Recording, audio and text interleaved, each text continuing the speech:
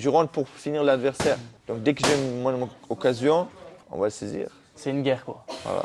Et dans la guerre, il faut éliminer l'ennemi. It's the franchise where you fighting for some storming on these chumps like I'm thunder and lightning. Ain't no way you breaking me.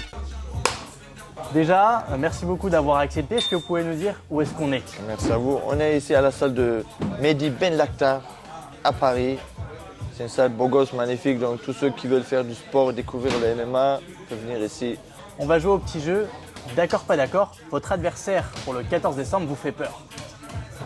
Pas d'accord. Pas du tout. Aucun adversaire ne nous fait peur parce que on ne serait pas combattant déjà. Est-ce que vous avez un mot là pour votre adversaire justement? Le mot est simple, comme pour tous mes adversaires. Faisons un combat propre et bien.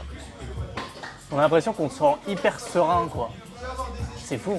Pourquoi tu te sens aussi serein? On a l'impression que tu n'es jamais stressé. Il y a le stress, il est toujours là le stress, mais ça dépend pourquoi. Parce que je sais mes capacités, donc voilà, pourquoi je devais paniquer. Parce que malgré tout ce qu'on peut dire, ou aimer ou pas aimer, la réalité reste la réalité. Moi, je suis un lutteur grappleur Ouais. et je fais tomber mes adversaires. Ouais, Et ça, c'est la réalité. Donc, on est confiant, quoi. Ouais. Et justement, quand vous affrontez un adversaire, est-ce que vous analysez chaque détail de ses combats pour le connaître par cœur? Non, pas chaque Non. détail. Je regarde à peu près, en gros, ce qu'il y a et ça me suffit après. Parce que moi, comme j'ai dit, mon objectif est toujours pareil, hein, faire tomber l'homme en face de moi, le dominer, le maîtriser et le finir. Finaliser ou par frappe, KO. Ah oui. Voilà. Non, vous n'êtes pas là pour aller jusqu'à la décision, quoi. Mais non, parce que moi, je ne choisis pas cette voie de l'art martial pour jouer au point. C'est pour faire de l'art martial. Et l'art martial, c'est quoi? Maîtriser l'ennemi, le mettre hors de toi de nuire. C'est ça l'objectif. Ouais. Bah justement, d'accord, pas d'accord, vous comptez 12 victoires par soumission, dont 10 dès le premier round. D'accord ou pas d'accord? Je ne sais pas, honnêtement. Ouais, mais c'est ça. J'ai pas regardé mes statistiques. Ça fait longtemps. Au début de carrière, quand on commence, on est jeune, tout ça, on regarde, on est Ouais. toujours. Mais au bout d'un moment, on regarde pas, on fait juste combattre, quoi. Ah ouais. Et justement, vous avez travaillé dur pour en arriver là? Genre, est-ce que vous avez l'impression d'avoir vraiment travaillé dur? Faut toujours travailler dur.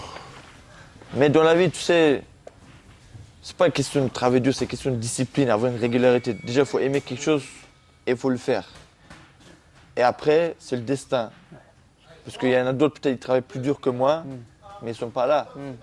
Donc, il y a aussi une question de destin. Donc, mais dans tous les cas, vu qu'on ne connaît pas le destin, notre futur, il faut toujours donner le maximum. Mais le maximum intelligemment. C'est-à-dire, il ne faut pas venir toujours à la salle et donner 100% parce que comme ça, tu vas te fatiguer et te blesser. Bien sûr. Il faut savoir des fois donner, des fois se calmer, reposer.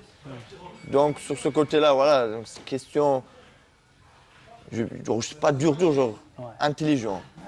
On fait ce qu'on aime, tout simplement. Et justement, le 18 décembre, enfin, le 14 décembre, vous allez combattre dans une super salle. Vous entraînez aussi, j'imagine, avec des infrastructures aujourd'hui très performantes. Est-ce que vous vous souvenez de votre première salle où vous vous êtes entraîné au tout début de votre carrière? Oui, je me souviens, c'était une salle de lutte à l'ancienne. En plus, c'était une ancienne salle à Nantes, depuis 1800, tout ça. C'est vraiment une salle qui a de l'histoire, quoi. C'est une salle de lutte classique avec des tatamis, et un endroit où il y a de musculation, tout ça. Voilà, classique, quoi.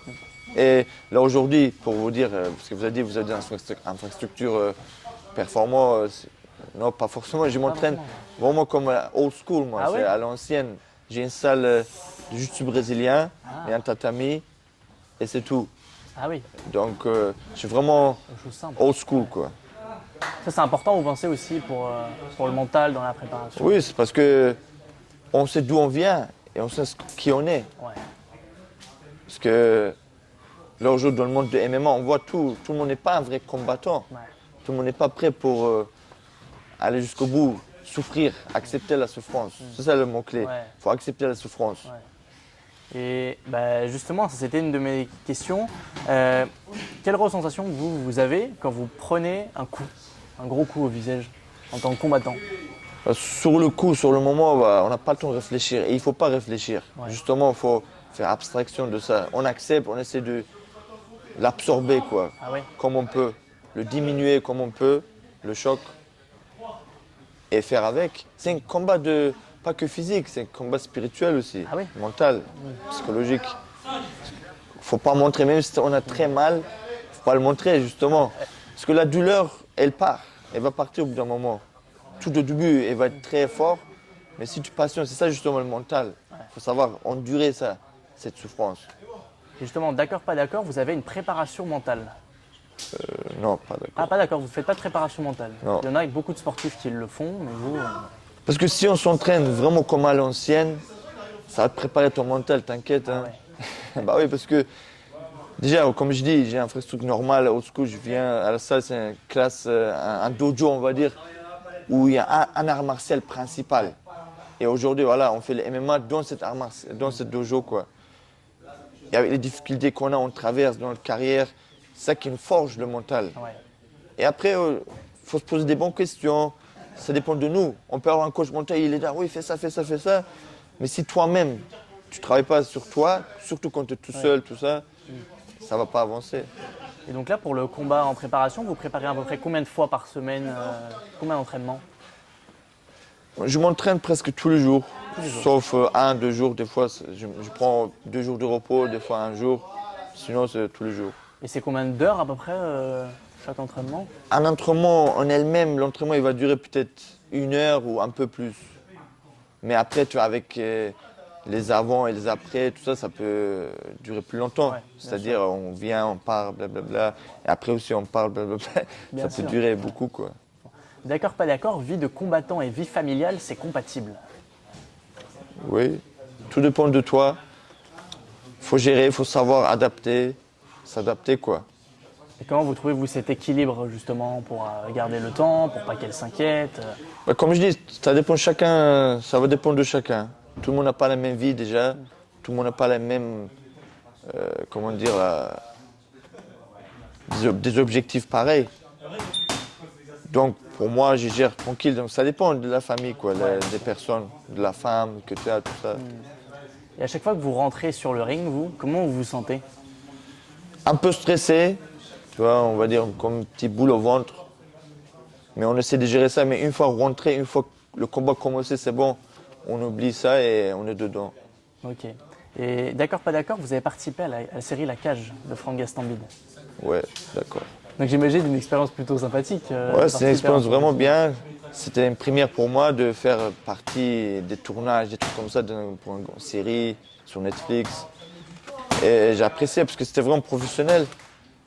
La salle où on tournait, où il y avait le club, quoi, dans la série, c'était une vraie salle, c'était pas une salle fictive. Vraiment, et les équipements, ils étaient là. Et voilà, c'était magnifique. Par contre, ça durait toute la journée. C'est un travail aussi. Être acteur, ça bah ouais. fatigue. Il Ouais, d'accord. faut savoir gérer. C'est pas facile. Hein.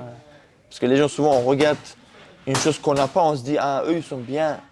Il y a l'argent, il y a ça, mais derrière, il y a le travail aussi. Donc, Ouais. c'est pour ça qu'il ne faut pas chercher l'argent, il faut d'abord chercher ce que tu veux. Ouais, bien sûr. D'accord, pas d'accord, vous allez mettre votre adversaire KO au premier round. Ouais, je suis d'accord, moi, je suis prenant. Si je peux mettre KO, je vais mettre KO. Donc, on est prenant. Comme je dis, je rentre pour finir l'adversaire. Donc, dès que j'ai mon occasion, on va le saisir. C'est une guerre, quoi. Voilà. Et dans la guerre, il faut éliminer l'ennemi. Et bah, merci beaucoup, super, trop Merci bien. à vous. Donc rendez-vous pour le prochain combat. Est-ce que tu peux dire justement rendez-vous Voilà, rendez-vous pour le PFL à Lyon, le 14 décembre. Un événement magnifique, mesdames et messieurs, un MMA spectaculaire. Attendez avec des combats magnifiques, beaux gosses, avec Lazy King en main event. Génial, merci beaucoup, trop bien. Merci.